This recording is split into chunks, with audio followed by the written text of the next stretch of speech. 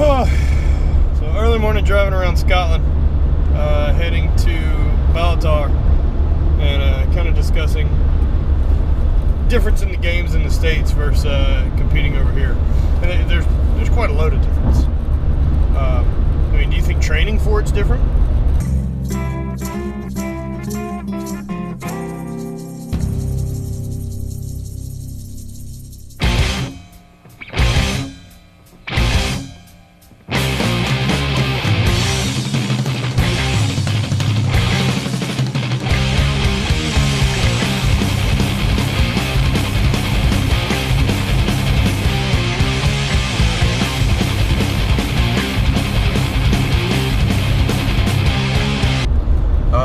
Yeah, I mean, you do Braemar every game, and you do 56 for distance every game. Yeah. Those aren't done very much in Scotland, so. Yeah, every time we compete, I basically do 9 events.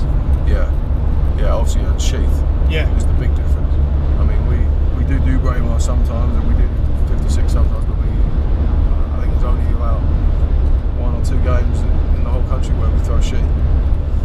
So yeah, I mean, most British or Scottish guys going to America will have a bad day when it comes to the sheath.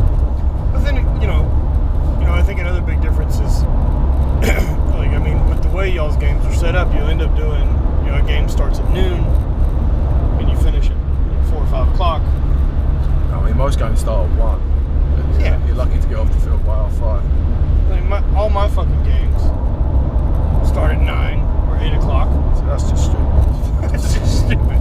Well, I would prefer to start a bit earlier than 1. Something like half 11 or 12 would be perfect, Yeah.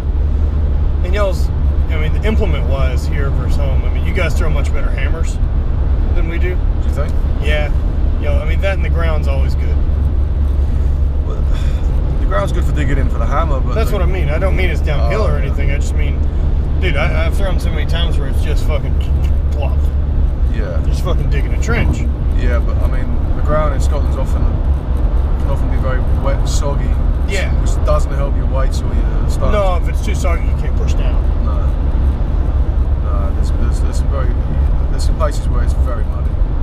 I mean, it seems like a lot of the games in America, the ground's very hard and dry. Yeah, for sure.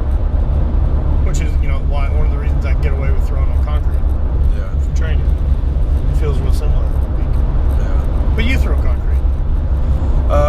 Yeah, I do some of I do through the winter. You think that's just track and field? I mean, it's just laziness. I just can't be bothered to put my boots on. Right. That's a big fucking part of it. And to measure out 9 foot, whereas I can throw on the concrete, I've got a little mark, it's just easy. I can just get it done quicker. Right, it never fucking washes away. Yeah, and the other you don't have to fucking deal with mud. Yeah, but when the ground gets a bit firm, I do start to throw a little bit off grass. See, I figured that by the time your season starts, you throw so much that you really don't get out to train a lot for it. I mean, coming to Scotland and doing the circuit is the best form of training you can do. Yeah, no doubt. You start to get in really good nick. I think we stopped at it there. Yeah. It's fucking great little breakfast, man. If you can stay healthy, you can.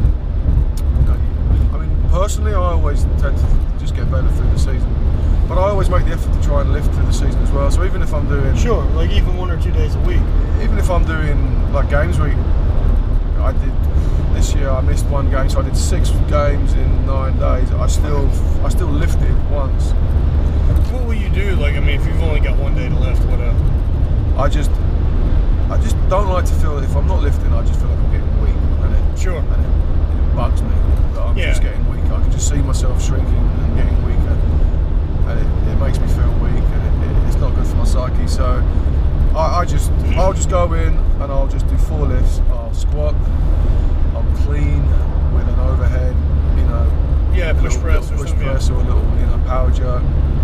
I'll either incline bench or overhead press, and I'll do just like a bent over row, and I'll just work up to a good weight, nothing that's going to really blast me. But just that's hard to explain to your guys who haven't spent a lot of time lifting and your novices, because I mean, while my program's based off percentages, I've lifted long enough that I I know when I've got to about 80% effort.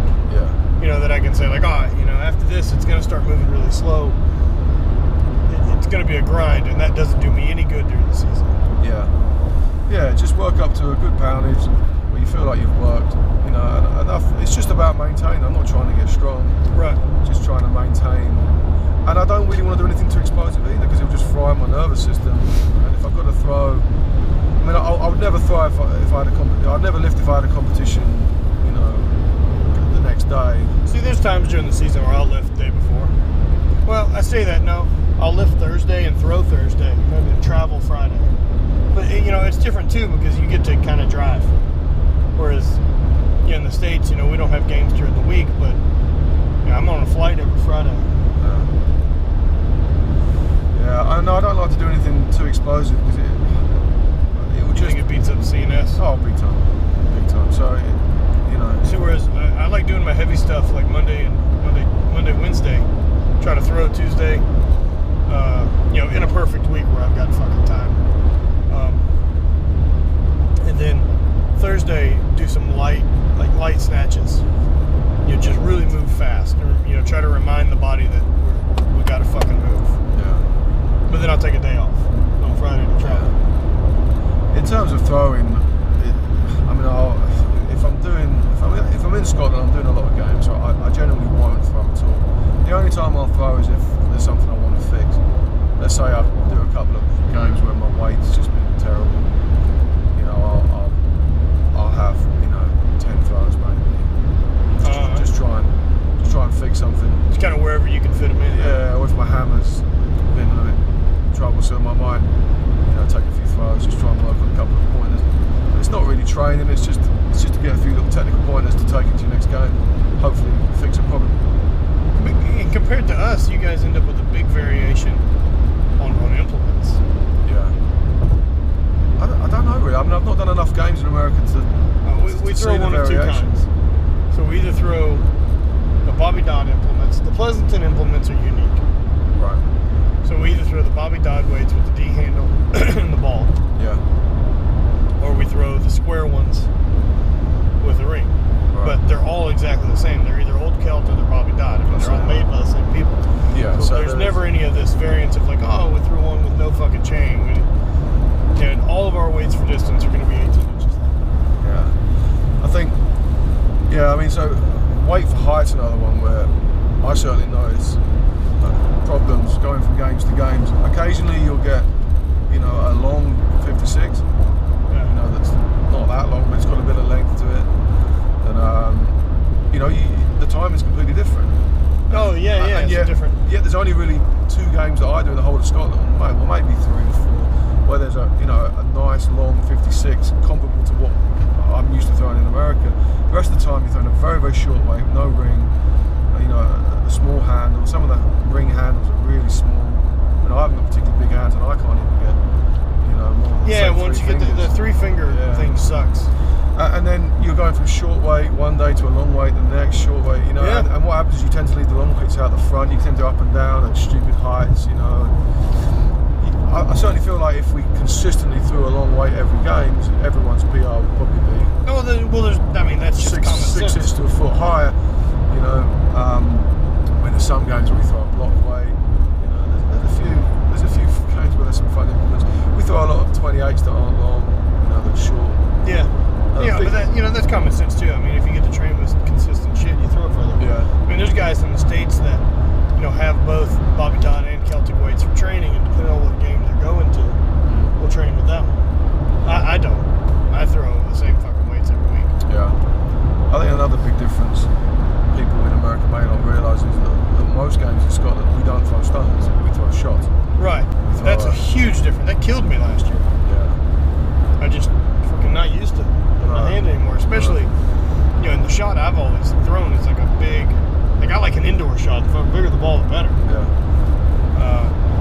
So throwing like that 135 or whatever it is, a small hammerhead basically, Creef really beat me up. But you got a lot smaller than 135 as well. You've got some 125s, 120s in. And the other aspect of that also is that the heavy shot is thrown open. So you get actually the full approach.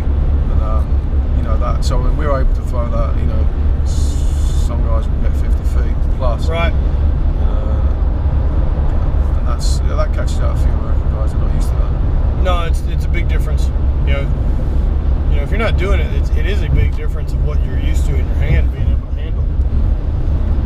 Well, if you're not comfortable, you know, with the shot, you know, it's quite a small area to put a lot of force to it. If you haven't done that, you know, you're going to miss it. You're going to bend your fingers back maybe, and you're certainly going to be cautious.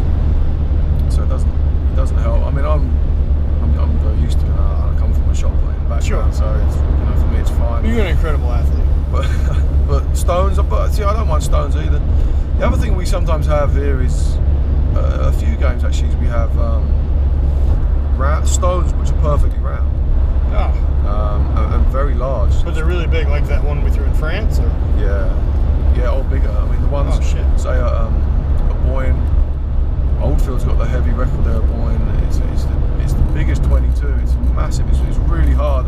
And there's an even bigger one at Lonnock, where you throw two perfectly round balls there, and the 22 is enormous. It's a real problem. You can barely get your hand on it. You have to kind of glue it to your neck and sort of force your elbow up and wedge it. It's not easy to throw it. Not easy at all. And if you're a glider, you can forget it. You can have a terrible shot. Yeah. As soon as you bend forward, it's just going to fall straight out. What do you think difference is money-wise between games, states, and? I mean, so when does your season start here?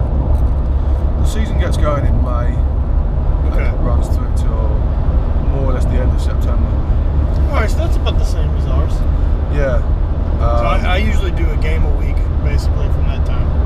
Yeah. I mean, I only tend to come up to Scotland in spells. I've not done enough American games to know what the money is. I don't really know. My rule for my weekend is, you know, I don't travel unless there's the opportunity for me to make $1,000. Like, so, I mean, but that's also, I mean, I've got to fly. But that's 3 days. That's a weekend. It's a full fucking weekend. Yeah. And I mean, so there's games that do, you know, much better than that. But that's my bottom line. Yeah. For what my free time away from my wife is worth to me after, you know, as much as I travel as well for work. Yeah.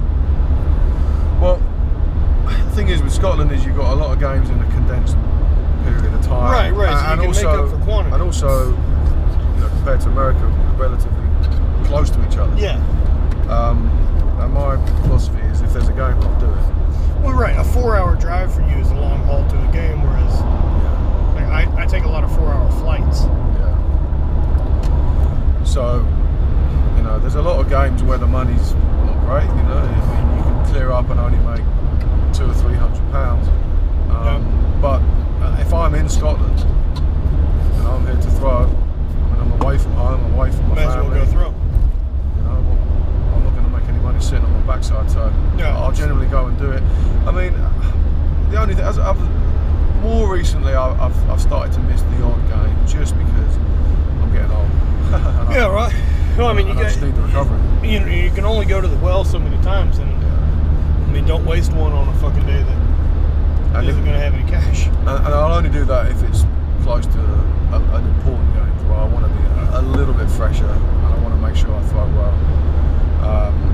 And I'll make more money that way in the long run because I'll pick up more money on a good day where the prizes are there to be won.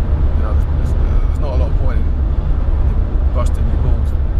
There are games where you're only going to make a few £100 and then you're shit for games where there's £1,000 to be won. You know? Yeah, right. It doesn't make any sense. No, it'd be real fucking stupid. Yeah, so why not move to Scotland? Just very happy where I am. I don't want to move. English through and through. Yeah. No, Meaning for country. I got a family. I can't move. I wouldn't move my family. Why not? If I was going to move, I'd move somewhere where the weather was better. Like California. Than where I live. Yeah, California would be nice. Yeah, not bad. Yeah. Cheap there. Cheap to live there. Yeah, I've heard. Yeah. Super affordable. I've heard.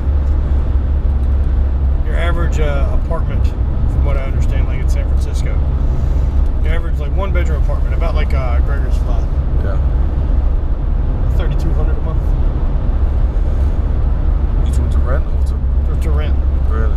Yeah. That's quite nice. It's fucking crazy. I don't know who affords that. I don't know. So there's a difference in your games. So I think there's any other differences really. the States, you never have to throw against Lauren. I mean, I've heard a lot of Americans say that they think the cabers tend to be bigger in Scotland. I haven't run into that. I think they're about the same. You reckon? Yeah. Yeah, you know, good cabers. I mean, I've thrown shit cabers too. Not in Scotland.